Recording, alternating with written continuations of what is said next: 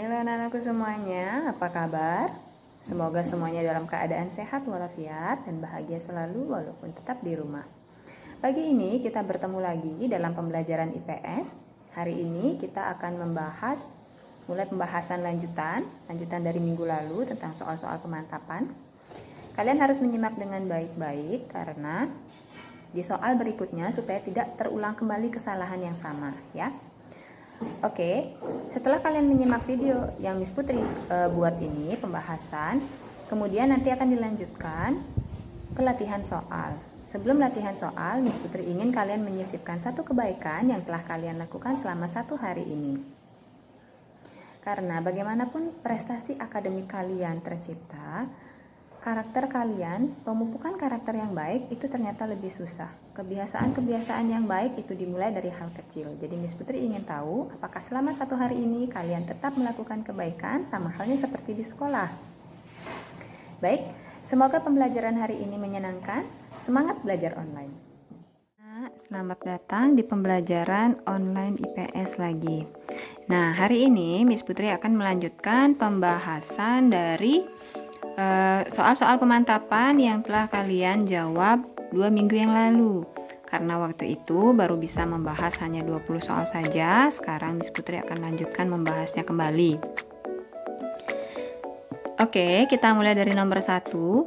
Pada tanggal 12 Agustus 1945, Jepang melalui Marsekal Terauchi memberikan informasi kepada perwakilan Indonesia bahwa pemerintah Jepang akan segera memberikan kemerdekaan kepada bangsa Indonesia dan proklamasi kemerdekaan dapat dilakukan pada tanggal 24 Agustus 1945. Peristiwa ini terjadi pada pertemuan yang berlangsung ayo diingat-ingat kembali materi tentang proklamasi yang telah kita bahas waktu di sekolah dulu ya. Ada yang masih ingat jawabannya? Ya, jawabannya adalah A, di Dalat, Vietnam. Jadi diingat kembali saat golongan tua mengharapkan janji-janji dari Jepang saat itu yang menjanjikan kemerdekaan kepada Indonesia, akan tetapi tidak terwujud karena golongan muda mengambil alih proklamasi saat waktu itu ya. Penjelasannya di sini adalah penerbangan Soekarno dan Hatta ke Dalat, Vietnam untuk menjemput kemerdekaan yang dijanjikan oleh Jepang saat itu dimulai dari tanggal 8 Agustus. Jadi dari tanggal 8 Agustus beliau berangkat menggunakan pesawat, kemudian sampai pada tanggal 11 Agustus dan keesokan harinya beliau bertemu dengan Marsekal Terauchi. Nah, sedangkan peristiwa Rengas Dengklok terjadi pada tanggal 15 dan 16 Agustus. Jadi peristiwa Rengas Dengklok ini adalah peristiwa lanjutan dari pertemuan Soekarno-Hatta dengan Marsekal Terauchi.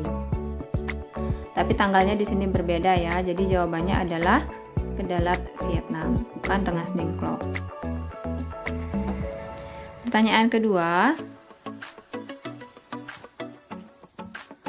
Pada tanggal 27 Desember 1949 terjadi penandatanganan dokumen pengakuan kedaulatan antara pihak Indonesia dengan Belanda.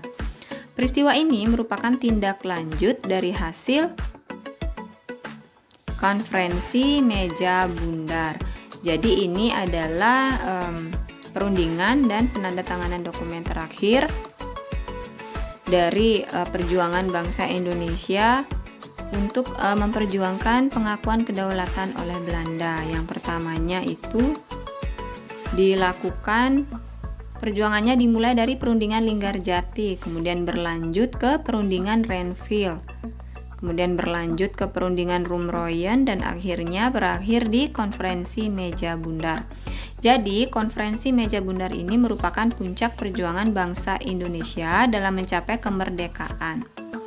Nah, pengakuan kedaulatan Indonesia oleh Belanda ditandai dengan penyerahan kedaulatan Belanda kepada Indonesia. Bertiga, tindakan Belanda yang melakukan agresi militer terhadap Indonesia mendapat kutukan dari dunia internasional. Setelah adanya agresi militer Belanda II, Perserikatan Bangsa-Bangsa membentuk badan khusus untuk menangani perselisihan Indonesia-Belanda yang dikenal dengan nama Komisi Tiga Negara atau sering disebut dengan KTN. Jadi setelah agresi militer yang dilakukan Belanda, banyak negara-negara besar bereaksi negatif terhadap Belanda. Jadi dunia itu mendukung perjuangan Indonesia yang mungkin karena terlalu lama dijajah oleh Belanda. Hingga akhirnya Australia berhasil membawa masalah Indonesia ke sidang Dewan Keamanan PBB. Jadi dari keberhasilan Australia tersebut, dunia kemudian mulai memperjuangkan Indonesia. Mereka kemudian mengawasi gencatan senjata sehingga dibentuklah KTN, Komisi Tiga Negara yang beranggotakan Belgia, Australia, dan Amerika Serikat. Tujuannya adalah menghentikan gencatan senjata. Nah, tujuan utama mereka ini sangat menguntungkan Indonesia dan memojokkan Belanda. Oke, yang keempat. Tokoh berikut pernah menjabat sebagai Menteri Keuangan, Menteri Kemakmuran, dan Wakil Perdana Menteri pada awal kemerdekaan. Bahkan, tokoh ini pernah menjadi pejabat Presiden Pemerintah Darurat Republik Indonesia yang berkedudukan di Bukit Tinggi, Sumatera Barat. Tokoh yang dimaksud adalah, mungkin kalian masih asing ya dengan tokoh ini karena saat itu yang sering kita bahas adalah Insinyur Soekarno dan Muhammad Hatta. Jadi, mari kita simak bersama-sama pembahasannya. Jawabannya adalah Syarifuddin Prawiranegara. Nah, Syarifuddin ini adalah seorang pejuang kemerdekaan yang pernah menduduki berbagai jabatan sebagai menteri dan juga wakil perdana menteri. Nah, seperti disebutkan di soal bahwa beliau menjabat sebagai Menteri Kemakmuran dan Wakil Perdana Menteri pada awal kemerdekaan. Kemudian ada tokoh yang asing juga, Mr. Asaat. Mr. Asaat ini seorang pejuang dan pernah menjabat sebagai presiden saat pemerintahan masih di Yogyakarta. Tetapi nama beliau masih asing di telinga kita. Padahal beliau pernah menjabat sebagai presiden ya. Dan juga beliau pernah menjabat sebagai Menteri Dalam Negeri. Nah, kemudian yang ketiga, nama asing yang mungkin sangat jarang kalian dengar adalah Ali Sastromijoyo. Beliau adalah tokoh politik, pemerintahan, dan nasionalis. Jadi beliau pernah menjabat sebagai ketua cabang TNI. Sedangkan Insinyur Soekarno kita kan sudah sering bahas ya. Silakan kalian dibaca-baca lagi dan diingat-ingat lagi penjelasan dari Miss Putri. Soal berikutnya. Berikut ini adalah faktor-faktor internal yang mendorong berdirinya organisasi ASEAN. Kecuali, jadi kata yang perlu digarisbawahi di sini adalah faktor internal dan kecuali. Jadi sebenarnya yang diminta adalah faktor eksternal. Jawabannya adalah adanya krisis di Indochina. Bagaimana pembahasannya? Faktor internal yang mendorong berdirinya ASEAN adalah persamaan letak geografis. Jadi negara-negara di ASEAN itu merupakan negara tetangga, jadi letak geografisnya mirip. Kemudian persamaan budaya, persamaan sejarah, sama-sama pernah dijajah kecuali Thailand ya. Kemudian memiliki kepentingan dalam berbagai bidang, lahirnya negara-negara baru, kemudian adanya ancaman krisis. Mungkin kalian bingung kenapa lahirnya negara baru menjadi pemicu atau faktor internal berdirinya ASEAN. Karena begini anak-anak, lahirnya negara baru mereka masih sangat membutuhkan bantuan dari negara yang lebih dulu terbentuk. Misalnya seperti Singapura, dia baru terbentuk jadi negaranya masih sangat muda misalnya ya. Sangat membutuhkan bantuan seperti teknologi, kemudian bantuan moral, kemudian bantuan pangan, dan lain sebagainya. Jadi itu perlu dibantu sehingga kita semuanya yang berdekatan dengan negara tersebut membentuk organisasi ASEAN. Itu maksudnya. Selanjutnya, tokoh dari Thailand yang menandatangani deklarasi Bangkok ditunjukkan oleh gambar. Nah, di sini sudah disebutkan namanya, Miss Putri rasa tidak ada kesulitan. dan ini sudah sangat sering dibahas? Ya, jawabannya adalah Tanat Koman.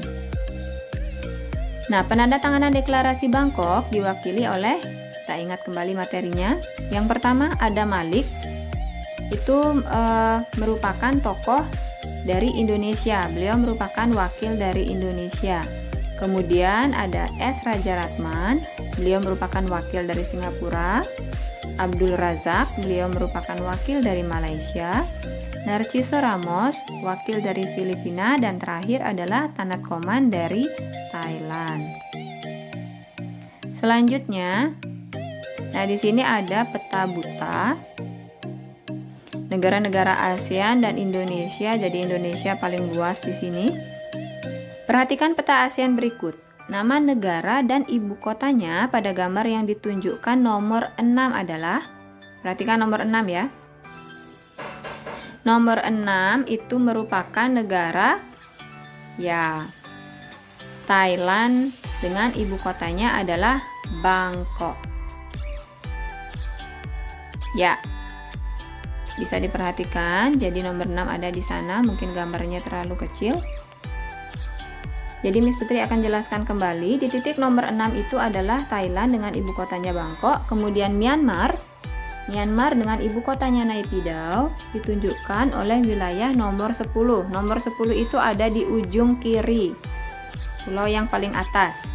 Kemudian Kamboja dengan ibu kotanya Phnom Penh ditunjukkan oleh wilayah nomor 8. Nomor 8 itu ada di sebelah nomor 6. Kemudian Laos dengan ibu kotanya Vientiane ditunjukkan oleh wilayah nomor 9. Nomor 9 itu ada di atas Thailand, ada di atas nomor 6. Jadi sudah ingat ya, sekarang silakan dibuka buku ESPS-nya untuk mengingat kembali. Selanjutnya, negara yang terletak di kawasan daratan benua Asia pernah dijajah oleh Prancis. Jadi negara ini pernah dijajah oleh Prancis dan terletak di kawasan daratan benua Asia. Dengan jumlah penduduk sekitar 16 juta jiwa. 95% diantaranya memeluk agama Buddha Theravada. Jadi sebagian besar pemeluk agama Buddha. Berarti banyak kuilnya. Diingat lagi, negara-negara ASEAN yang memiliki banyak kuil itu kira-kira di mana? Bahasanya Khmer menjadi bahasa nasional negara ini. Antara tahun 1975 sampai 1979, negara ini mengalami penderitaan yang dahsyat akibat kekejaman rezim Khmer Merah yang berkuasa. Negara yang dimaksud adalah, ya, jawabannya adalah B, Kamboja. Kamboja ini merupakan salah satu negara di ASEAN yang memiliki banyak kuil. Ayo simak kembali pembahasannya. Nah, di sini yang menjadi ciri khas dari soal yang bisa kalian garis bawahi yang membedakan negara tersebut dengan negara lainnya adalah bahasanya. Bahasa Khmer hanya digunakan oleh negara di Kamboja, lingkup ASEAN ya. Kalau Vietnam itu menggunakan bahasa Vietnam. Kemudian Laos itu menggunakan bahasa Laos, Inggris, dan Prancis. Kemudian Myanmar menggunakan bahasa Burma dan Inggris. Nah, Kamboja mereka menggunakan bahasa Khmer dan juga Prancis. Jadi jawabannya adalah Kamboja. Selanjutnya, sungai terpenting di negara salah satu anggota ASEAN, negara yang sebelah baratnya berbatasan dengan Laut Andaman dengan puncak tertingginya adalah Gunung Itanon. Sungai yang dimaksud adalah, ya, jawabannya adalah C, Sungai Chao Phraya. Karena negara yang dimaksud di sini, negara salah satu anggota ASEAN ini merupakan negara Thailand. Oke, negara salah satu anggota ASEAN yang berbatasan dengan Laut Andaman dan memiliki puncak tertinggi Gunung Itanon adalah negara Thailand. Dengan sungai yang mengaliri adalah Sungai Chao Phraya. Jadi sungai ini lumayan besar. Kemudian yang kedua, Sungai Mekong. Kalau Sungai Mekong itu mengaliri negara Laos, Kamboja, dan Vietnam. Jadi dia tidak melewati ke Thailand. Kemudian Sungai Rajang. Nah, Sungai Rajang ini nama sungainya mengada-ngada karena memang tidak ada dalam daftar. Yang benar itu adalah Sungai Raja. Sungai Raja itu juga mengaliri Thailand. Yang terakhir adalah Sungai Irrawaddy. Mungkin kalian asing dengan nama ini. Sungai Irrawaddy ini adalah sungai yang mengalir di negara Myanmar.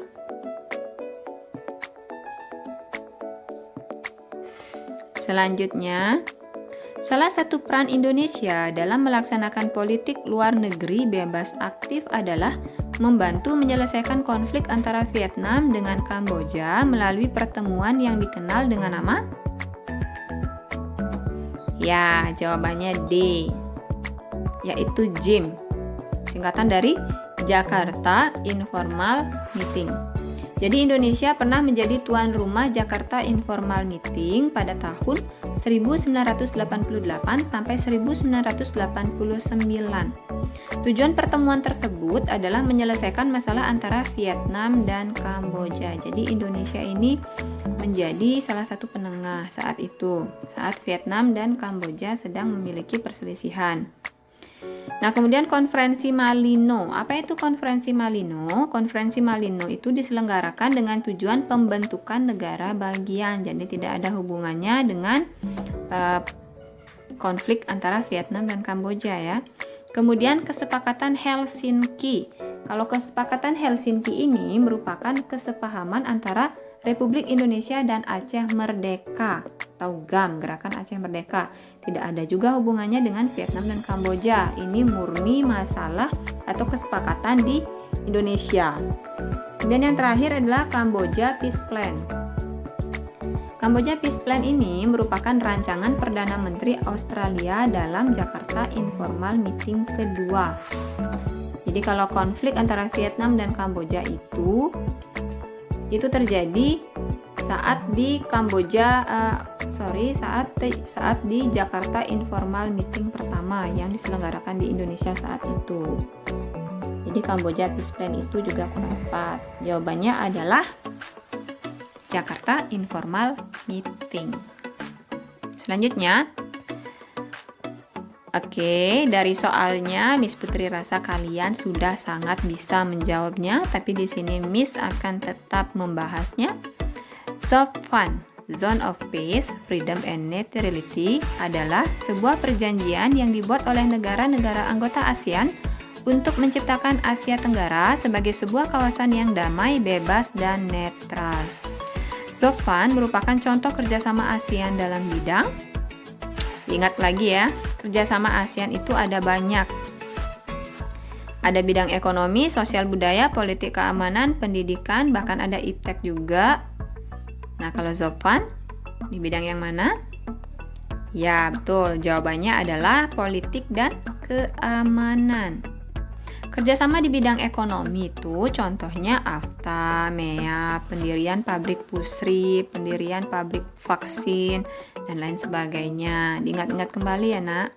Kemudian yang kedua, kerjasama di bidang sosial budaya, contohnya festival bunga, kemudian pemberian bantuan ke negara lain, kerjasama menangani kesehatan. Kemudian sosial budaya ini yang agar kalian mudah berkaitan dengan kemanusiaan. Itu termasuk ke sosial budaya. Kemudian selain ZOPFAN, kerjasama bidang politik dan keamanan itu juga ada perjanjian persahabatan, perjanjian kawasan bebas nuklir, dan lain lagi. Yang terakhir adalah kerjasama bidang pendidikan, contohnya pertukaran pelajar, pemberian beasiswa bagi mahasiswa dan dosen. Selanjutnya, berikut ini adalah dampak negatif globalisasi dalam bidang sosial budaya. Kecuali berarti dipilih yang bukan. Globalisasi diingat kembali ya, jawabannya adalah B, terjadinya cybercrime, kejahatan dunia maya, karena kejahatan di dunia maya atau cybercrime ini tidak dalam bidang sosial budaya, tetapi keamanan dan politik ya. Opsi A, C, dan D, sikap individualisme semakin meningkat, kemudian meniru gaya hidup yang tidak sesuai dengan norma yang berlaku, kemudian menurunnya semangat gotong royong dan kekeluargaan. Itu termasuk dalam dampak bidang sosial budaya karena berhubungan dengan sikap dan toleransi dalam kehidupan masyarakat. Nah, sedangkan opsi B, yaitu terjadinya cybercrime, kejahatan dunia maya, itu termasuk dampak dalam bidang politik dan keamanan. Jadi jawabannya adalah B. Ya, selanjutnya. Berikut yang berpengaruh terhadap globalisasi dalam bidang ekonomi. Ekonomi ya, yang ditanyakan ekonomi. Jadi diingat-ingat kembali. Jawabannya adalah A, menciptakan pasar untuk produk dalam negeri. Jadi katanya kata kuncinya di sini adalah pasar. Opsi B, pemerintahan yang semakin terbuka dan demokratis itu termasuk dampak di bidang politik. Opsi C, meningkatnya toleransi dalam kehidupan masyarakat itu merupakan dampak di bidang sosial. Sedangkan yang D, waktu tempuh perjalanan semakin pendek. Nah, ini merupakan dampak di bidang transportasi dan teknologi. Jadi jawabannya adalah A. Next. Persiapan yang harus dilakukan untuk menuju masyarakat Indonesia yang modern. Jadi negara kita menuju negara yang maju, dari berkembang ke maju, kemudian masyarakatnya pun akan berkembang menjadi masyarakat yang modern, itu memerlukan persiapan yang matang. Jadi persiapan yang bisa kita lakukan salah satunya di sini adalah ya C. Apa itu C? Penguasaan ilmu pengetahuan dan teknologi. Opsi A, B, dan D yaitu meninggalkan budaya lokal yang ada, tidak terlibat dalam pergaulan internasional, kemudian mengadopsi semua sistem nilai dari negara-negara maju. Itu merupakan sikap-sikap yang lebih banyak menimbulkan dampak negatif. Misalnya meninggalkan budaya lokal. Kita memang berpikiran maju, tetapi dasar dari daerah kita, warisan dari leluhur kita akan hilang dan itu juga tidak baik. Kemudian yang B, tidak terlibat dalam pergaulan internasional. Nah, ini justru menghambat dari perkembangan masyarakat menuju masyarakat modern. Kemudian yang D, mengadopsi semua sistem nilai dari negara-negara maju. Nah, ini keterlaluan. Karena apa? Sistem nilai dari negara-negara maju, bila kita adopsi semuanya, itu berarti kita mampu menerima negatifnya juga semuanya. Jadi dampak negatif dari negara maju itu kita terima semuanya juga. Tapi sebenarnya yang kita inginkan itu yang bisa kita terima itu kan yang positif-positifnya saja. Jadi harus menggunakan filter juga. Sehingga jawaban di sini yang paling tepat adalah penguasaan ilmu pengetahuan dan teknologi. Dengan ilmu pengetahuan, masyarakat otomatis akan bisa berpikir kritis dan berpikir maju.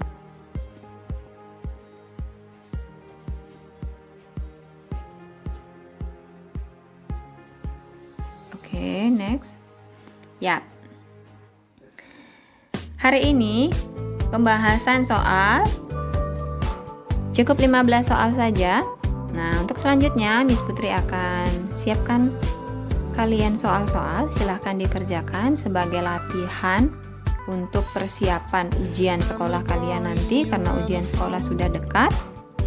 Silahkan dikerjakan dengan sungguh-sungguh, sama seperti kalian mengerjakan di sekolah, walaupun Miss Putri tidak bisa memantau kalian secara langsung. Tapi nanti dari jawaban-jawaban yang kalian kirim, untuk lebih lanjutnya mungkin akan ada pembahasannya. Oke, thank you for watching and your attention. Miss Putri tutup dengan namaskar.